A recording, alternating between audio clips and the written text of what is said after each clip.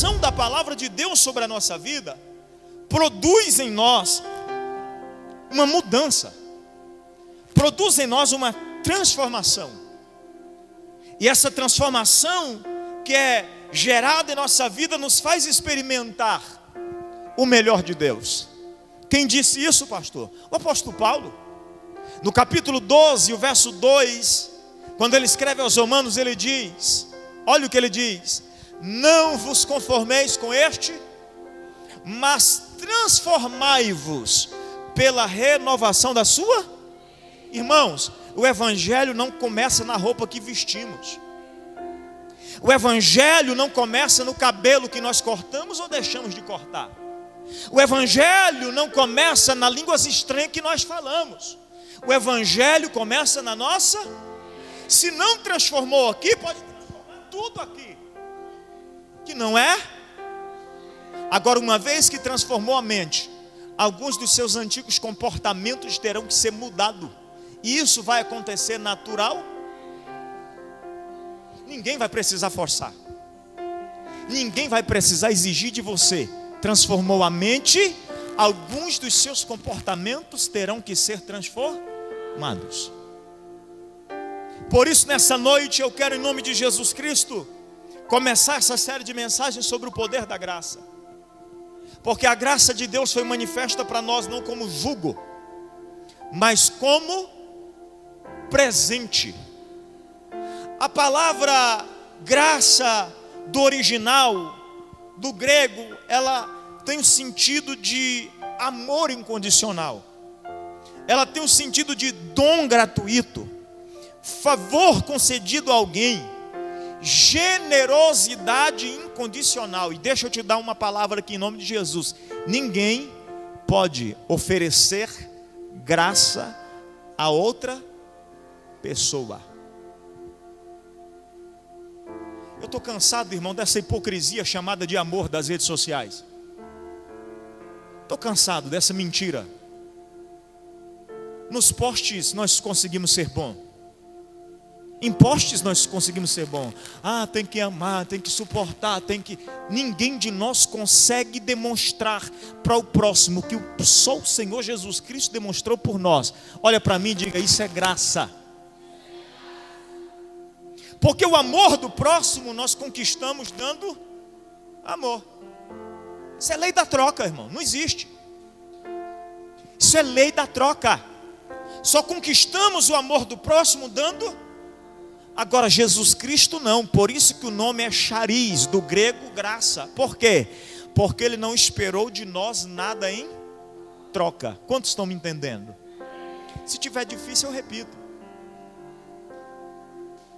Esse é o amor ágape. O único momento que alguém na história consegue demonstrar o amor ágape, preste atenção, é Jesus Cristo na cruz do Calvário e no pastoreio. Eu disse que eu vou te ensinar isso aqui, sobre pastoreio.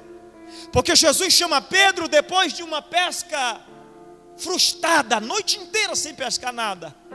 Jesus havia sido crucificado, Jesus havia sido colocado no túmulo, e a Bíblia Sagrada diz que agora Pedro, frustrado com a morte de Jesus, ele retorna para o mar. Ele diz para os outros discípulos: eu não sei quanto a vocês, mas eu vou pegar minha rede e vou voltar a pescar. E a Bíblia Sagrada diz que eles voltam para o mar, depois de uma noite inteira frustrado. Está lá na beira do mar, Jesus chamando eles para perto, dizendo: vem para cá, Pedro, tem peixe pronto aqui, eu já preparei o café da manhã para vocês. Pedro frustrado porque havia acabado de negar Jesus 3 vezes, há 2 dias atrás. A Bíblia Sagrada diz que Pedro vem sem graça, e quando chega perto de Jesus, Jesus olha para ele e diz assim: você me ama? Filéu. No termo grego, filéu, amor. Aí ele pergunta de novo: filéu, você me ama? E Pedro responde: sim, Senhor. Mas agora na terceira vez, o termo grego que Jesus usa é ágape. Nas outras 2 vezes Jesus usa o termo grego filéu, na outra vez Jesus usa o termo agapau, mas na terceira vez Jesus olha para ele e diz assim: Pedro, você me ama a ponto de se entregar por mim? E Pedro diz: tu sabes, Senhor. Ele diz assim: então pastorei o meu Ninguém pastoreia porque ama pessoas. Pastor pode ser ignorante, essa frase que o senhor está dizendo, pode ser, mas preste atenção no raciocínio, antes de fazer uma crítica. Pastor, pode ser forte essa frase, mas é verdade. Por quê, pastor? Porque pessoas decepcionam, pessoas magoam, pessoas frustram, pessoas geram expectativas irreais. Então o que Jesus está pedindo de Pedro é: não pastoreie pelo amor mas por amor a. E aí a hipocrisia das nossas redes sociais é essa, porque nós queremos demonstrar um amor pelo outro que nós não temos pelo próprio. E eu vou pregar aqui sobre os 3 amores: amar a Deus acima de todas, e o próximo como a si. Então quem é que a gente ama primeiro? Segundo, nós. O próximo como a si mesmo. Ele está dizendo: se ame antes de tentar amar. Tem gente que não consegue se amar, irmão, está querendo dar amor para o outro. De alguém veio dizer para mim: pastor, ora para mim casar. Eu disse assim: aprenda a se amar primeiro. A palavra solteiro quer dizer único e não sozinho. Perceba que nós temos uma tendência de misturar as palavras. A palavra solteiro não quer dizer sozinho. A palavra de Deus, a palavra solteiro quer dizer único, completo. Se eu não sou completo sozinho, eu vou gerar uma expectativa no outro, e isso vai acabar me frustrando. Já viu aquela história de cara metade? Não entra nessa não, jovem, você é muito novo para isso. A minha alma gêmea, não entra nessa bailada não. Aprenda a se amar primeiro. Ame a Deus acima de todas as coisas. Se ame, esteja bem contigo mesmo. E aí se prepare, porque quando você casar, você vai fazer o seu cônjuge feliz. Vai ser a pessoa mais completa da terra. Porque aquilo que você é, você vai gerar no outro. Aí pessoa solitária querendo ser completa no outro, o que vai acontecer? 2 solitários andando junto. Então esse amor que estão dizendo por aí não é o amor de Cristo. Por quê, pastor? Porque o amor de Cristo é um amor incondicional. Isso é graça. Ele não pediu para você amá-lo, Ele te amou para que você entendesse que era necessário amá-lo.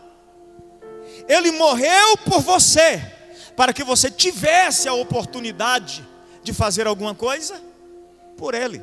Diga comigo, isso é graça. Tem gente entendendo aqui, irmão? A palavra charis do grego então quer dizer amor incondicional, dom gratuito, favor concedido a alguém, generosidade incondicional. Isso é graça, um favor imerecido da parte de Deus, que permite ao homem existir. E por outro lado, abre-nos o caminho para nos relacionarmos com Ele. Preste atenção, porque nós confundimos muito na Bíblia. A Bíblia nos mostra dois tipos de graça. E está aqui um dos motivos pelo qual nós não conseguimos entender a graça. Olhe para mim. A primeira vez que a Bíblia mostra graça é lá em Gênesis capítulo de número 3. Quando o homem, mesmo depois de receber uma ordem de Deus para não tocar no fruto do conhecimento do bem e do mal, senão ele morreria, e ele comete um erro, a primeira graça é manifesta, e essa é chamada de graça comum. Repita comigo, graça comum. Você sabia que existe 2 tipos de graça? Se não sabia, você vai aprender hoje. Diga comigo, graça comum é a que nos permite existir. Quando Deus chega no jardim e chama Adão, Adão está escondido, Adão aparece, e ele diz assim: Senhor, nós estávamos com vergonha, porque nós estávamos nus, nós pecamos, nós desobedecemos uma ordem que o Senhor deu. Olhe para mim aqui, vamos raciocinar, por favor. Ele morreu? Não, porque a graça comum de Deus foi manifesta sobre Adão. Quantos estão me entendendo? Quando você pergunta assim, por que fulano não é crente e é abençoado? Diga comigo, graça comum. Por que que alguém vive tão bem financeiramente? Olha para quem está ao seu lado e diga: graça comum. A Bíblia diz que a graça de Deus foi manifesta a todos. Mas depois, olha o que Paulo diz a Tito: a graça salva. Quantos leram comigo o texto, irmão? Vocês lembram? Vamos lá? A graça salva.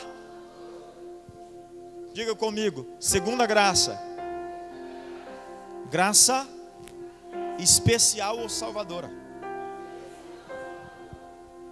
Essa é a graça que nós recebemos da parte de Deus. A graça especial ou salvar.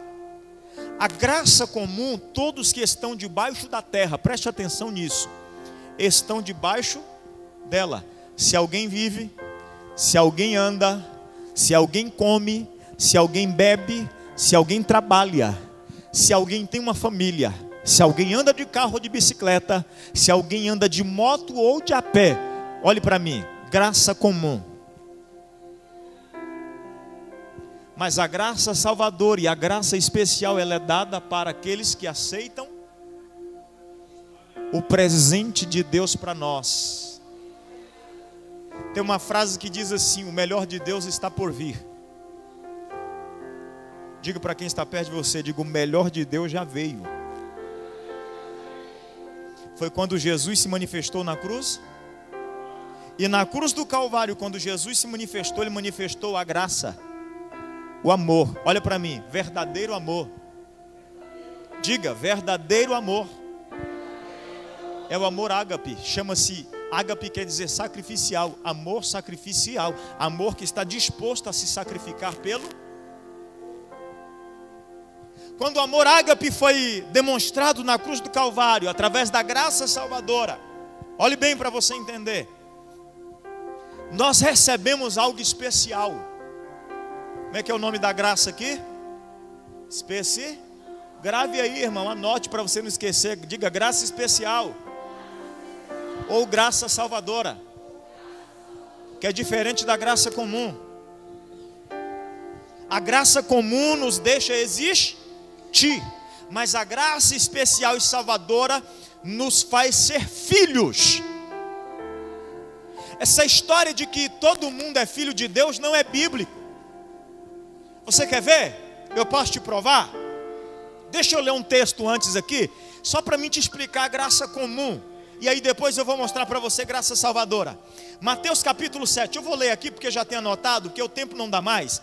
Mateus capítulo 7, verso 22 e 23, diz assim, ó: muitos me dirão naquele dia: Senhor, Senhor, não profetizamos nós em teu nome?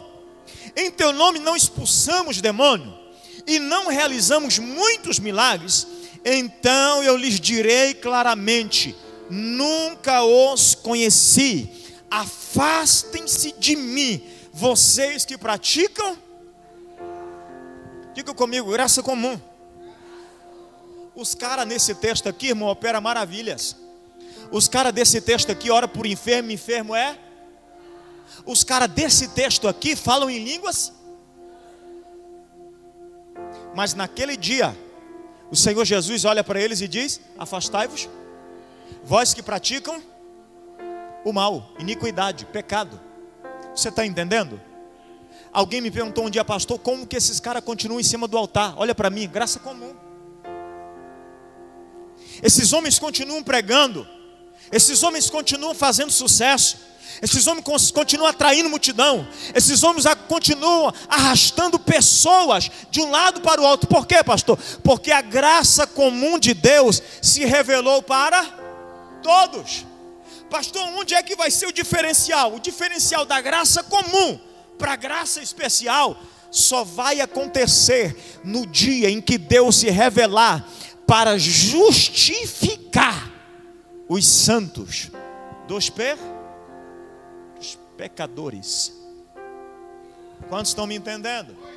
Diga comigo: graça comum faz muita gente permanecer no altar, faz muita gente cantar bonito, faz muita gente pregar bonito, operar maravilhas, curar os enfermos, mas a graça especial é que vai levá-lo para o céu.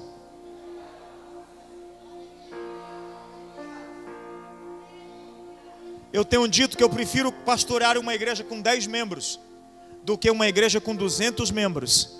E no dia que o Senhor chamar para aparecer nos ares, eu aparecer lá de mão abanando. Ou nem aparecer lá. Porque você sabia que lá em Ezequiel existe uma lei chamada a lei do atalaia? Quem conhece essa lei? Você não sabia não? Ezequiel capítulo de número 33, lei do atalaia. O atalaia era o que cuidava da cidade, ele ficava na torre alta. Olha aqui para você entender. O atalaia, quando ele visse o inimigo chegando de longe, ele tocava uma trombeta. Então ele estava avisando para a cidade que a cidade estava em perigo. Olhe bem, mas se o atalaia visse o inimigo chegando e não tocasse a trombeta, olha o que diz o texto. O atalaia vendo o inimigo e tocando a trombeta, mas os moradores da cidade não ouvindo e ignorando, o sangue de cada um será cobrado de si mesmo.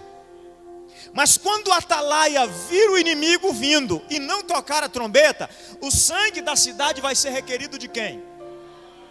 Aí Paulo escreve lá no capítulo 20 de Atos, dizendo assim, ó: eu lavo as minhas mãos, porque eu vos anunciei toda a verdade, e eu não carrego o sangue de ninguém na minha mão. Paulo está dizendo, eu fui um atalaia da verdade, eu nunca deixei o inimigo se aproximar da cidade, sem avisar para vocês. Ele está dizendo, quem aceitou bem, quem não aceitou, o sangue de cada um vai ser requerido de si. Então por isso que eu prefiro ser rejeitado pelos ouvintes, do que ser rejeitado por Deus. Eu prefiro ser ignorado por aquele que não aceita a mensagem, do que no dia em que me apresentar diante de Deus, irmã Rosineia, eu chegar diante do Senhor e dizer assim, está aqui, Senhor. Está aqui quem, filho? Cadê o fulano que você deixou de avisá-lo que ele estava no erro? Cadê o Pedro que você deixou de corrigi-lo? Cadê o Gilmar que você não disciplinou? Cadê o Pablo que você não instruiu ele? Cadê a Wanda que você não ensinou ela? Cadê o Alessandro que você não deu uma palavra para reanimá-lo? Eu prefiro ser rejeitado pelos ou do que por. E a graça especial de Deus, preste atenção, a graça comum me faz manter dentro, em cima do altar. E o mesmo Deus que opera na vida de quem tem a graça especial é o mesmo que está operando na vida de quem tem graça. Qual que é a diferença? É que no dia de se apresentar diante de Deus, esses aqui aparecem e o Senhor diz, afastai-vos. Afastai-vos. Esses caras aqui, irmão, é descrente. Alguns deles têm título de apóstolo. Esses caras aqui em Mateus capítulo 7, que se apresentam diante de Jesus, alguns deles têm título de bispo. Alguns deles carregam a nomenclatura de reverendo. Alguns deles carregam o título de pastor. Por quê, pastor? Porque a graça comum se revelou para todo mundo. E quando eu entendo que a graça comum é para a minha vida também, eu me aproprio da graça especial, que é a graça salvadora de Jesus. Você está entendendo? Participe comigo, por favor. Olhe bem, Romanos capítulo 8. Vamos lá. Eu disse para vocês que eu vou mostrar aqui para vocês o que a Bíblia diz sobre quem é filho de Deus e quem não é. Você está com a sua Bíblia, não está?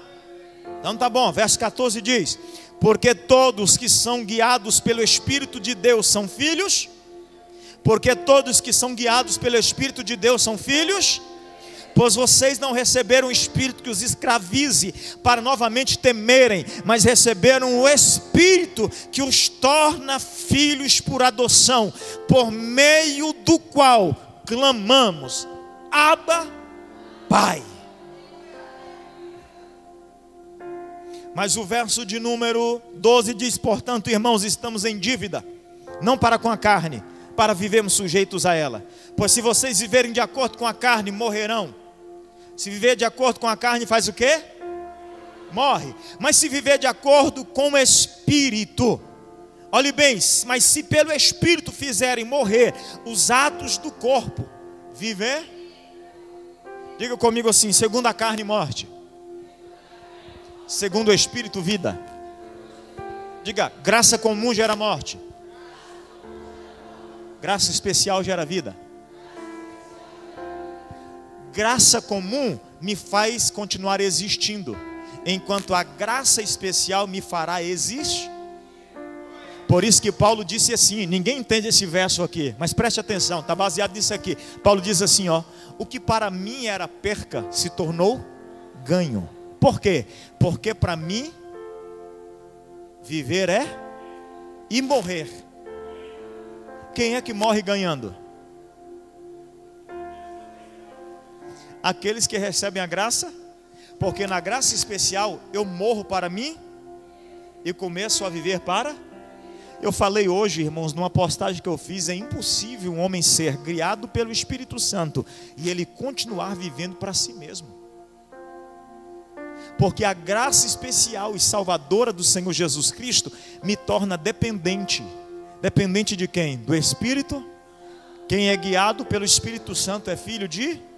Quando alguém disser para você que é filho de Deus, é mentira. Nós podemos ser criaturas, mas para ser filhos de Deus, Pedro, para ser filho de Deus, Paulo, para ser filho de Deus, Juliana, nós temos que ser dirigidos pelo Espírito. Está na Bíblia, irmão. Continua aqui.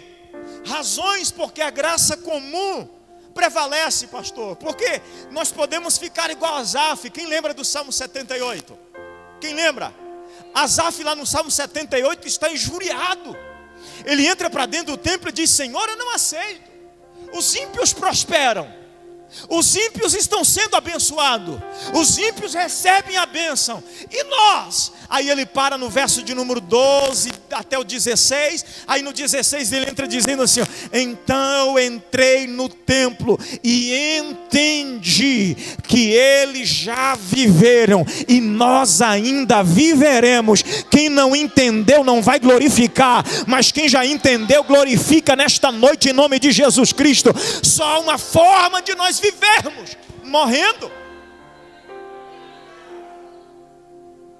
Por que, pastor, que a graça comum existe? Por que Deus não pune todo mundo logo? Primeiro, porque Deus tem o desejo de redimir toda a raça humana. 2 Pedro 3:9 diz: o Senhor não demora em cumprir a sua promessa, como julgam alguns. Pelo contrário, Ele é paciente com vocês, não querendo que ninguém pereça, mas que todos cheguem ao arrependimento. O desejo de Deus é que a raça humana se arrependa. É por isso que a graça comum dele, irmã Rose, vai sendo dispensada. Ele está dando oportunidade para mim e para você, que fomos chamados para a luz, alcançarmos essas pessoas. Aí ele está dizendo: eu estou esperando, eu estou aguardando, o meu juízo ainda não será revelado. Por quê? Porque o desejo de Deus é que toda a raça humana seja salva. Por que, pastor, que a graça comum ainda continua? Para demonstrar a bondade e a misericórdia de Deus. O salmista diz: a sua bondade e a sua misericórdia se estende de geração em geração. Olha o que diz aqui, Salmo 145:9. O Senhor é bom para todos, a sua compaixão alcança todas as suas criaturas. O desejo de Deus é que toda a raça humana reconheça que Ele é misericordioso. Por que a graça comum ainda existe, pastor? Ezequiel capítulo 33:11, diga-lhes: juro pela minha vida, palavra do Senhor soberano. Olhe bem, Senhor soberano, o Senhor que não tem o prazer na morte dos ímpios. Olha para quem está do teu lado e diga assim: Deus não sente prazer na morte do ímpio. Quando o vizinho seu que não é cristão morre, Deus não tem. O salmista diz que Deus tem prazer na morte do justo, do ímpio não. É por isso que quando um parente seu parte para a eternidade sem ter sido alcançado, você deveria se entristecer, porque Deus se entristece. Isso é graça comum. Olhe bem, antes tem o prazer em que eles se desviem dos seus caminhos e vivam. Voltem dos seus maus caminhos, porque iriam morrer, ó nação de Israel. Terceiro, para demonstrar a justiça de Deus. Romanos 2, do 5 ao 6 diz: contudo, por causa da teimosia e de seu coração obstinado, você está acumulando ira contra si mesmo, para o dia da ira de Deus. Para quem que Deus está falando isso aqui? Para os ímpios. Vou repetir, irmão, não sei onde é que você está, me ajuda aqui, acompanhe comigo. Contudo, por causa da sua teimosia e do seu coração obstinado, você está acumulando ira contra si? Olhe para quem está perto de você e diga assim: irmão, se eu fosse você, eu mudava de comportamento.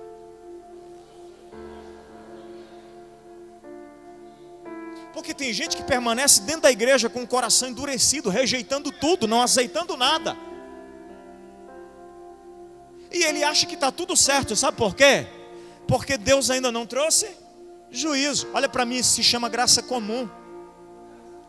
Graça comum é Deus dizendo: eu estou dando tempo para você se arrepender, eu estou dando tempo para você voltar atrás. Quer ver a graça comum se revelando? Apocalipse capítulo de número 3, verso de número 19. A igreja de Laodiceia, Jesus olha para a igreja de Laodiceia e diz para João, diga à igreja de Laodiceia que ela é uma igreja morna, e eu queria que ela fosse fria ou que fosse quente, mas como ela é morna, eu vou vomitar ela da minha boca. Aí no verso 19 ele começa a dizer assim, ó: eu repreendo e eu castigo a quem eu... Arrepende-te, pois. É extraordinário, irmãos, como nós ficamos dentro da igreja, de culto após culto, ano após ano, e não mudamos em nada na nossa maneira de pensar sobre Deus. Como nós carregamos um monte de sentimentos contrários que nos impedem de acessar a graça. Sabe o que eu comparo a graça de Deus? Como a história de Salomão. Quem lembra quando a rainha de Berseba, ou a rainha Betseba veio, melhor dizendo, a rainha de, me ajude pelo amor de Deus, Seba, chegou em Jerusalém. A Bíblia Sagrada diz que ele abre, olha bem, a porta do tesouro. Lá ele guardava todas as riquezas do reino. Era comum quem vinha trazer um presente e oferecer para o rei, mas dessa vez é diferente. A rainha de Sabá chega, e quando ela chega, ele olha para ela e diz: vem cá, deixa eu te mostrar um negócio. Aí ele abre a porta do tesouro e diz assim, ó: entra e escolhe o que você... Ah não, irmão, tem mais gente que já leu isso, não leu não?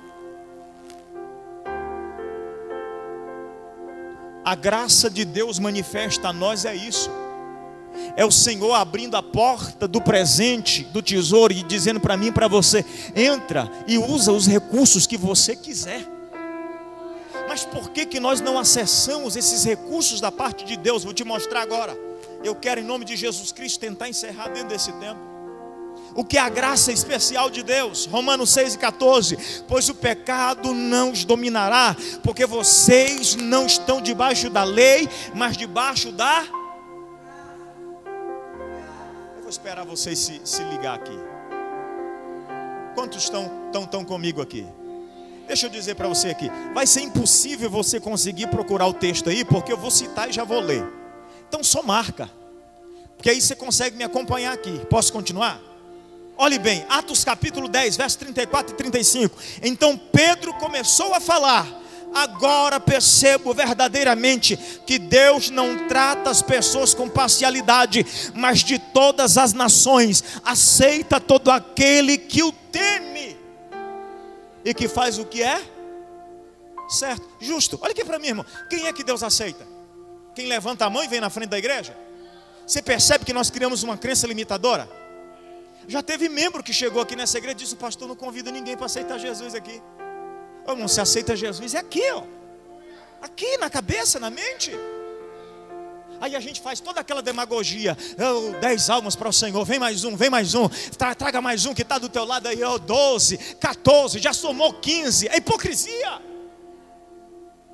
Olha o que está no texto, eu vou repetir pelo amor de Deus, irmão. Então Pedro começou a falar: agora eu percebo verdadeiramente que Deus não trata as pessoas com parcialidade. Ou seja, não tem branco, não tem negro, não tem alto e nem baixo, não tem rico e nem pobre, não tem brasileiro nem americano, não tem maranhense nem mato-grossense, não tem baiano e não tem sulista. Para Deus não existe parcialidade, Ele recebe todos, não tem gordo nem magro, não existe aquele que não quer, existe somente qual, pastor? Aquele que o aceita, aquele que o teme e faz o que é justo.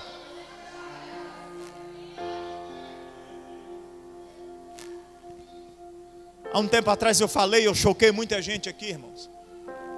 É capaz que a gente vai dar de cara com muito católico lá no céu, e não vai ver muito evangélico que andava aqui na terra. Por quê, pastor? Porque o cristianismo não está naquilo que eu professo com a boca, mas aquilo que eu professo com o coração. Está aqui no texto, irmão. Aquele que aceita, aquele que o teme, e aquele que faz o que é. O que determina a graça salvadora, ou a graça especial de Deus sobre minha vida?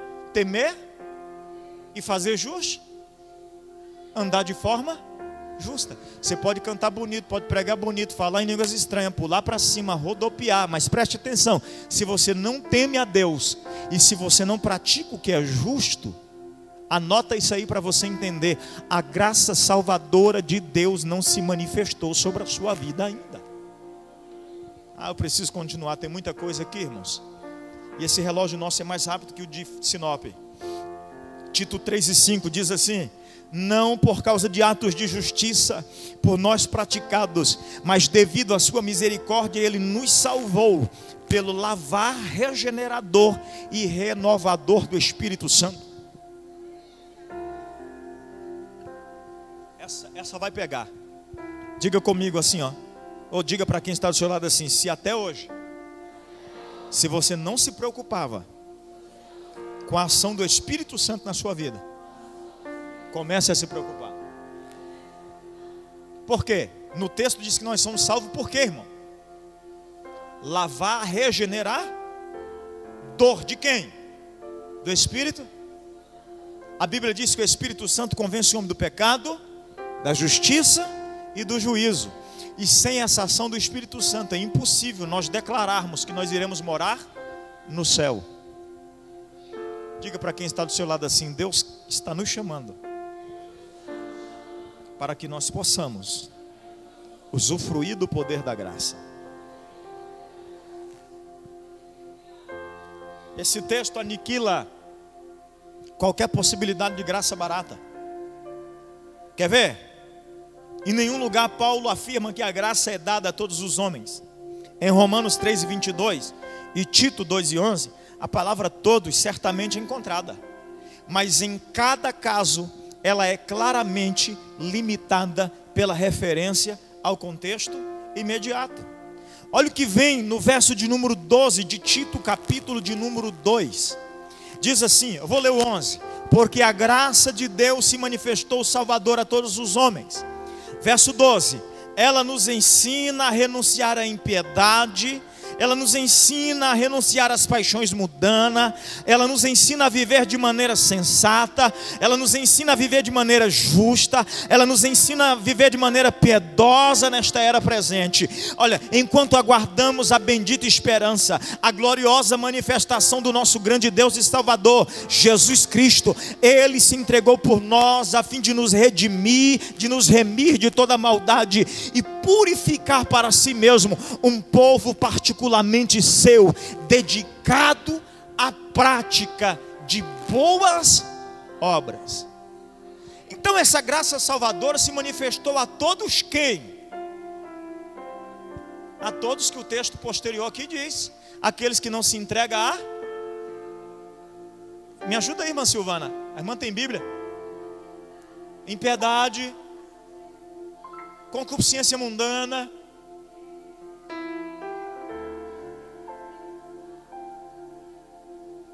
você está compreendendo? Só existe uma forma de nós usufruirmos da graça salvadora de Cristo. da graça especial. A graça comum foi dispensada para todos. Até aqui você entendeu?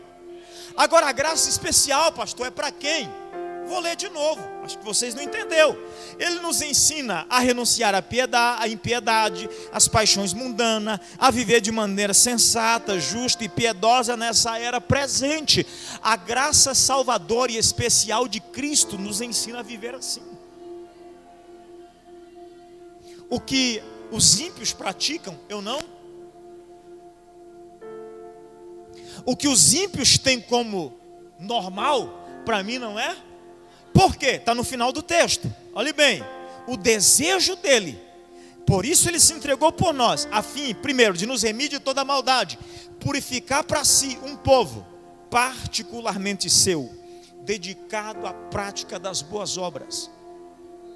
Você já andou na BR aí e viu um veículo com a seguinte tarja: uso exclusivo? É mais ou menos assim que Deus quer fazer com a gente. Não, você não está entendendo. É mais ou menos assim que Deus quer fazer conosco. Por isso a graça salvadora de Deus foi manifesta. Porque quando alguém olhar Cristiana vai dizer, aí não tem jeito, isso é uso exclusivo. Quando alguém olhar para Juliana vai dizer, aí não vou nem mexer, isso aí é propriedade particular de Deus. Quando alguém olhar para o Paulo vai dizer, não vou nem entrar nessa, porque o Paulo é propriedade particular do céu. Alguém vai ter que olhar para nós e vai dizer, é propriedade particular. Eu vou continuar. Meu Jesus amado. Tem muita coisa aqui. Mas deixa eu apresentar isso aqui para vocês, já termino. Mais 10 minutos. Por que, pastor, nós limitamos o poder da graça em nossa vida? Preste atenção nisso. Eu disse que nós temos a sala do tesouro à nossa. Tá, vou perguntar de novo que mais gente chegou. Preste atenção nisso aqui. Nós temos à nossa disposição o quê? Se nós temos a sala do tesouro à nossa disposição, por que nós não usufruímos dela? Vou te mostrar agora. 2 Coríntios 12, 9. E disse, a minha graça te basta. A minha graça? A minha graça? Porque o meu poder se aperfeiçoa na fraqueza. Paulo continua dizendo, de boa vontade, pois me gloriarei nas minhas, para que em mim habite o poder de Deus. Sabe por que não usufruímos da graça? Porque não entendemos que a graça se manifesta na nossa. Eu não sei fazer isso, não dou conta de fazer aquilo. Ai, fulano faz melhor do que eu. Meu Deus, o meu sonho era fazer isso, mas eu não tenho esse dom. Olha para mim em nome de Jesus Cristo, irmão. Você já leu na Bíblia o que é dom? Dons são particularidades que Deus distribui. Agora, ser cristão e professar o nome do Senhor Jesus Cristo, irmão, isso é missão de todos nós. Ser pregador do Evangelho é missão de todos nós. E nós achamos que pregar o Evangelho é subir aqui no púlpito e esboçar teologia por 1 hora. Ser pregador do Evangelho é o que o Pablo faz lá no trabalho dele. Ser pregador do Evangelho é o que o Pablo faz com os jovens lá na praça. Ser pregador do Evangelho é o que o Alessandro faz para os clientes dele. Ser pregador do Evangelho é o que a Juliana faz para as clientes dela. Isso é pregar o Evangelho. E Deus nos chamou nas nossas fraquezas. Não é porque você não sabe ou não tem capacidade, porque o poder de Deus vai se aperfeiçoar na sua fraqueza. Tem um homem chamado Moisés, o maior líder da história antes de Jesus. Quando Deus aparece para ele na sarça e diz, Moisés, eu te escolhi para libertar o meu povo. Ele olha para Deus e diz, eu não posso, eu não sei falar, sou pesado de língua. Deus diz, então é aí que eu entro, é a partir daí que eu faço, é aí que eu trabalho. Porque nós não usufruímos do poder da graça, porque nós nos limitamos nas nossas fraquezas e ficamos carregando sentimento de culpa. Ah, eu sinto culpa por isso, eu sinto culpa por aquilo, eu carrego sentimento de rejeição por não sei o que, eu carrego traumas do passado. E Deus já manifestou a sua graça, e a graça dele nos capacita, a graça dele opera na onde nós somos fracos. Eu não estou aqui porque eu sou bom. Eu não subo para pregar nessa tribuna porque eu sou excelente. É porque eu sou fraco, eu sou pecador e sou falho. E aí Deus diz: é na tua fraqueza que eu vou operar. É nas suas falhas que eu vou levantar um testemunho pessoal. É nas suas fraquezas que eu levanto o maior testemunho da história. A gente fica carregando sentimentos de culpa. Eu não dou conta disso porque eu sou falho nisso. Eu não posso, queria tanto fazer mais para Deus, mas eu tenho essa limitação. Meu sonho é poder fazer para Deus, mas olha para mim, em nome de Jesus Cristo, Paulo tinha uma limitação.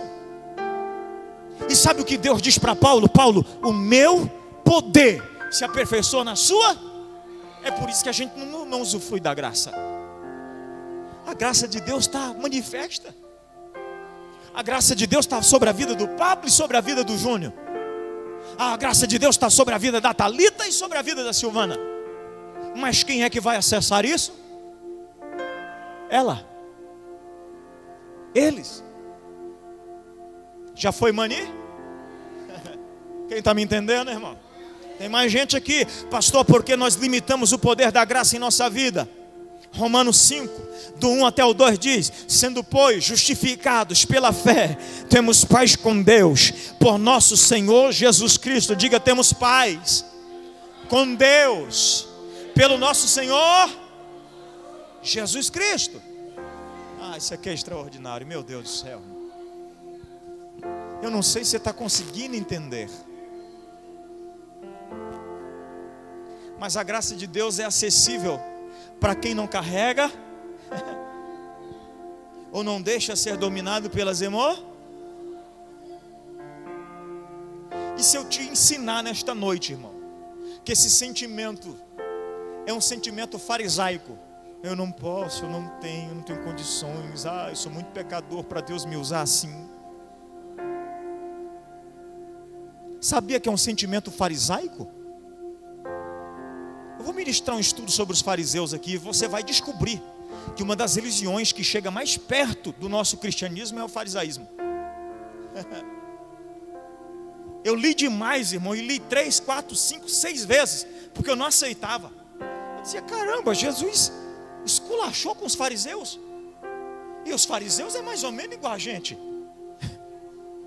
Irmão, quando eu estudei a história dos fariseus, da religião farisaica, eu fiquei indignado. Eu falei: não é possível, vou ler de novo. Aí eu li 3 vezes, eu li 4 vezes. Na 6ª vez eu concordei, falei: tá certo, é nós que não estamos com nada mesmo. Porque Jesus vem e chama os caras de hipócrita, chama os caras de sepulcro caiado, porque nós carregamos dentro de nós sentimentos de rejeição. Aí nós trazemos esses sentimentos de rejeição da nossa vida para dentro da nossa vida aí Deus vai me rejeitar porque eu não sou bom nisso. Deus não vai me aceitar porque eu não sei fazer desse jeito. Você não entendeu? Eu vou ler de novo o texto, irmão. Romanos 5, grava aí para você ler lá em casa e ficar repetindo a noite inteira. Sendo pois justificados pela fé, temos paz com quem, irmãos? Com Deus. Por meio de quem? Do nosso Senhor Jesus Cristo. Calma aí que tem mais. Pelo qual também temos entrada pela fé a esta graça, na qual estamos firmes e nos gloriamos na esperança da glória de Deus. Se você veio para a igreja esperando achar perfeição, você veio para o lugar errado, porque é aqui na igreja que você vai encontrar os imperfeitos, mas os imperfeitos que sabem que pela sua imperfeição um homem morreu na cruz do Calvário, abriu os 2 braços e disse: está consumado.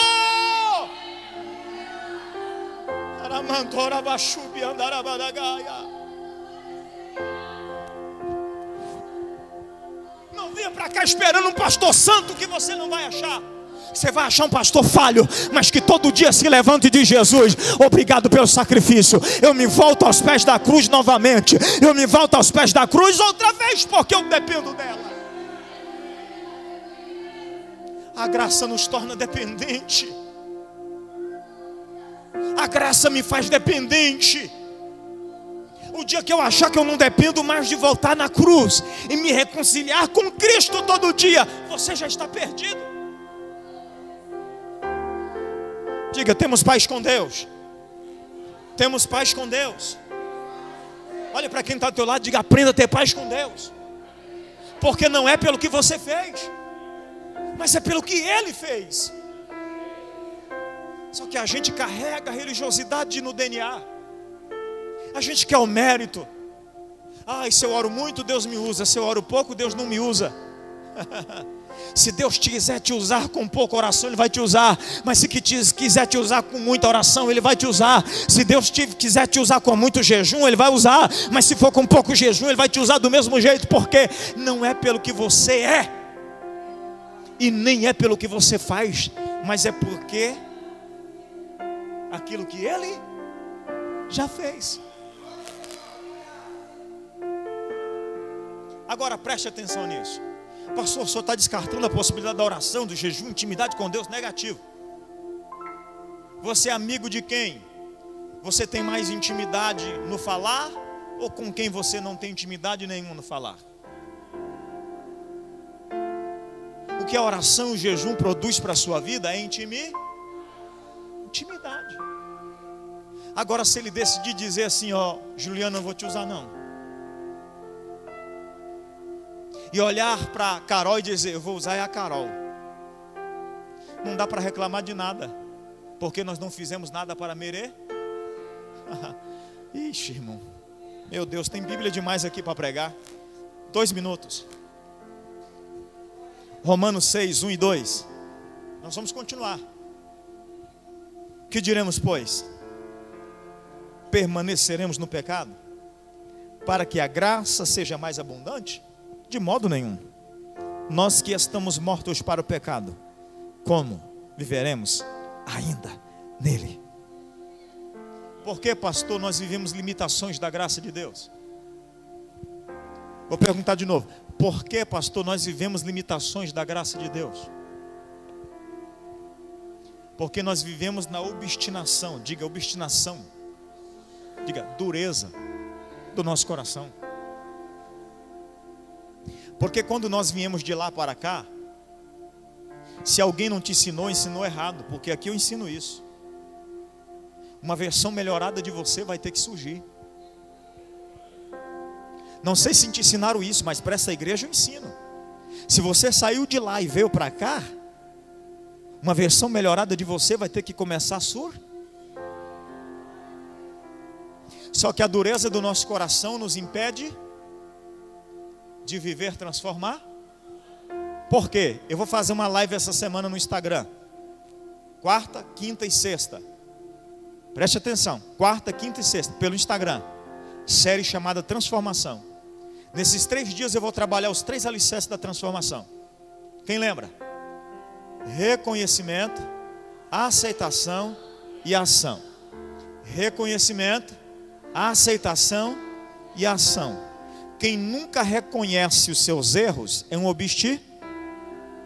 E quem reconhece, pastor, mas não aceita, continua sendo? Quem reconhece e aceita e não age, piorou o nível. Continua sendo o quê?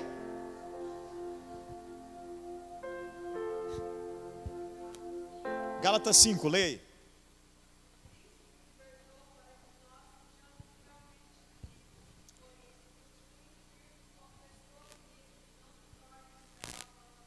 Meu Deus, se coloca de pé, por favor. Porque Cristo nos libertou para que nós sejamos. Porque nós não temos acesso à graça de forma plena, pastor. Porque nós somos muito suscetíveis, irmã Silvana, em algumas áreas da nossa vida. Em algumas áreas, irmã Rosinéia, nós temos facilidade de aceitar. Mas tem algumas feridas nossas que a palavra de Deus vai com força. Não, você não entendeu. Tem algumas das nossas mazelas e feridas que a palavra de Deus vai com força. Hebreus capítulo 12, quem está comigo ainda, por favor. Hebreus capítulo 12 diz assim, olha o que a palavra de Deus diz. Porque a palavra de Deus é como espada de 2 gumes. Espada que corta dos 2 lados. Ela corta indo e corta voltando. Para aí. E vai até. Uau. a divisão. Até hoje nenhum teólogo conseguiu explicar onde se divide a alma e o espírito. Nenhum psiquiatra conseguiu descobrir. Nenhum psiquiatra no mundo conseguiu descobrir onde se divide a alma do espírito. Mas a palavra de Deus pregada por um analfabeto, por um indouto, vai até a divisão da alma e do espírito. Calma aí que não terminou não. O texto continua dizendo: é apta para discernir os pensamentos. É por isso que tem gente aí pensando: alguém falou alguma coisa para o pastor, alguém contou para o pastor aquele negócio, aí volta na memória: eu conversei só com fulano, será que foi ele ou foi ela? Porque a palavra de Deus é apta para discernir, pensar. Calma aí que não termina. E a intenção é aquilo que ainda não foi decidido. Você nem decidiu no coração ainda, mas a palavra de Deus já está indo lá e discernindo a intenção do coração. Ah, eu amo a palavra. Eu vou ficar com a palavra em qualquer circunstância, irmão. Vou ficar com a palavra em qualquer situação. Por que, pastor, que nós temos dificuldades de viver tudo o que a graça proporciona para nós? Por causa que nós vivemos na obstinação dos nossos corações. Quando a palavra de Deus me confronta, dependendo da área eu aceito, mas dependendo da área, esse pastor aí não vai mandar na minha vida não, mano. E o coitado é o pastor que quer mandar na vida dos outros. Está no texto ali, irmão. Quem ama faz o quê?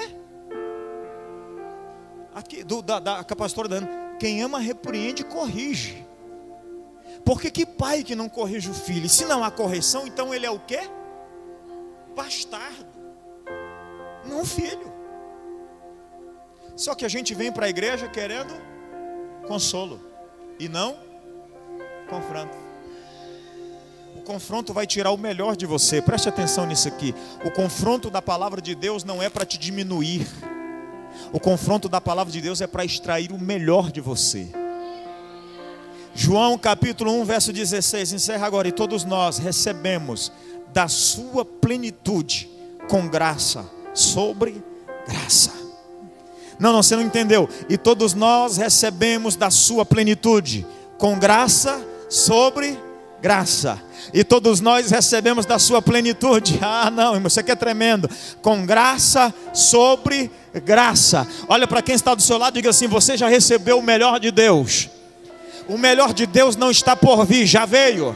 Diga: o melhor de Deus não está por vir, já veio. Encerra para mim a gravação aqui, Anderson Lucas, rapidinho. O melhor de Deus não está por vir, já veio. Já está no tempo de nós começarmos a viver de acordo com o que Deus já estabeleceu. Deus já estabeleceu para a minha vida e para a sua vida o melhor.